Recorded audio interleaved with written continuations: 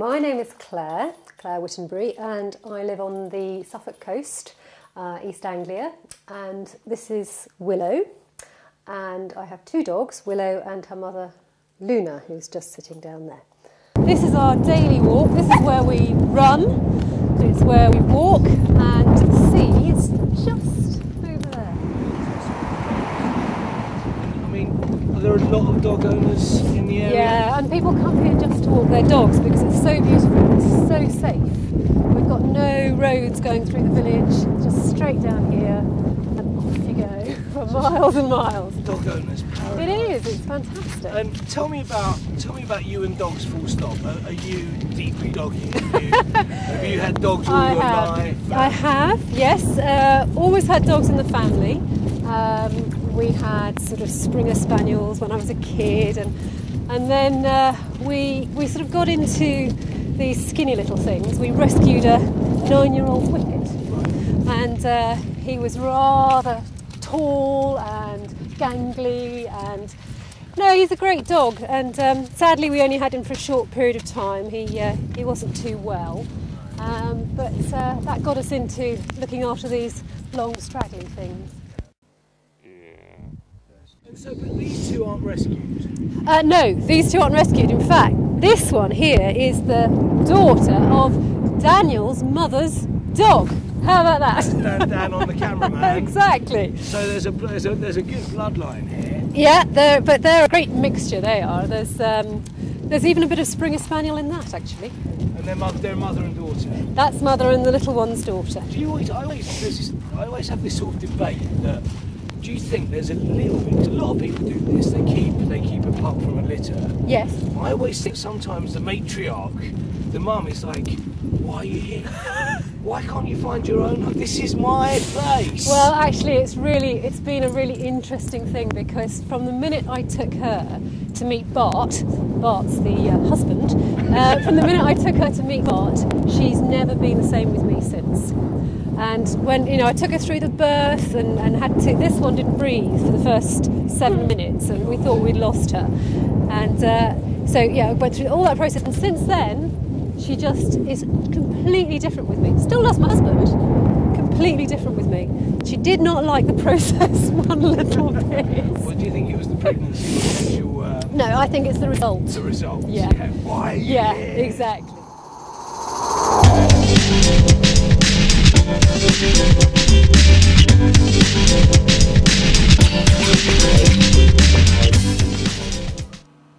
We're very fortunate. We live in a really idyllic part of the world. We have very little through traffic. We have a lot of dog-friendly walks, dog-friendly people, lots of other dogs, and it's incredibly safe. We have to be very conscious of wildlife around here. At certain times in the year, we have to keep the dogs on the leads due to breeding birds and so on and so forth. And there's a lot of sheep, and we need to be a bit careful. But this time of year, it's winter. They can go wherever they want, and they love it. They absolutely love it. Well, see, now the other thing that was quite big in the news the other day was that people that own cats. Did you read this? No, I didn't. People that own cats are smarter than people that own dogs. I mean, what do you think of that? I don't think what I think of that can be said on camera. Oh, that's just ridiculous. What proves this? There are more people with degrees have cats than dogs. Which yeah, okay. So a cat, you can. I mean, the cat that walks by himself is able to look after himself, and does his own thing, and goes out at night, and so on and so forth, and therefore doesn't need to be walked during the day. Doesn't need all the attention that they need, and therefore you can go out to work. You can progress your career. Right. You can. Surely that's how. Well, but again, I'm with you, because I don't think.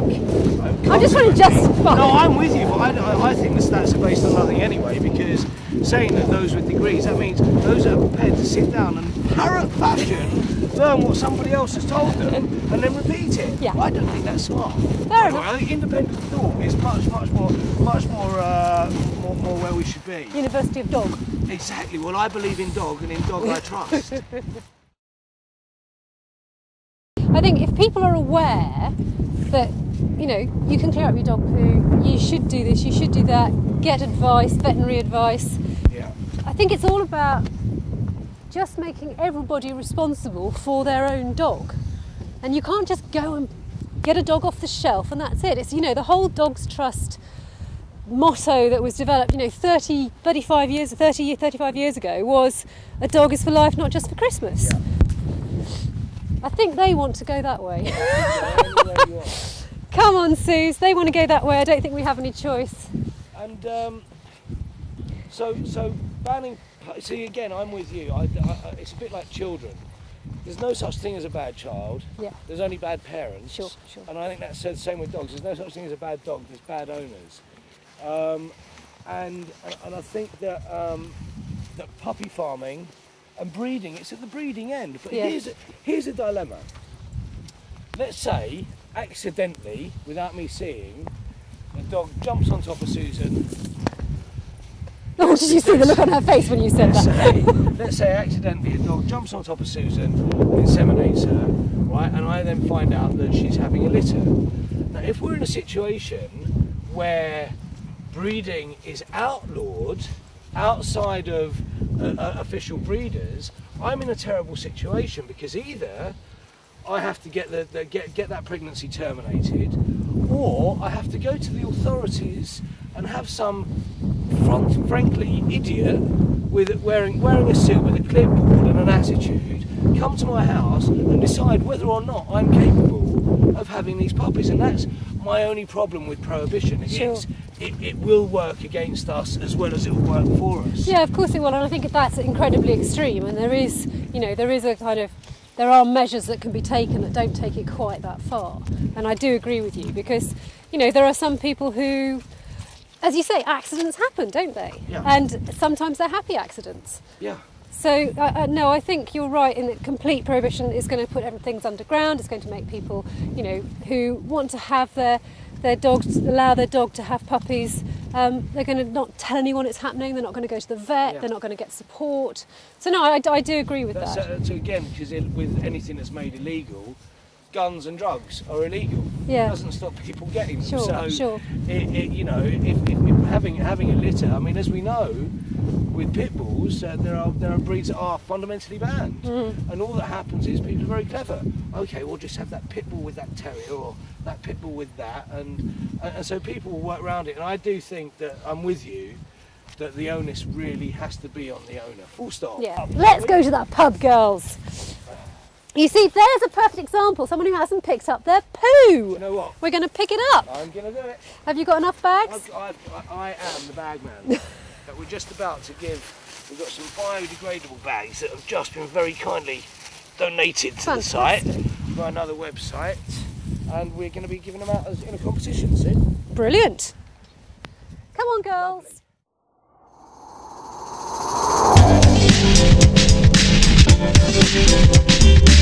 Lovely.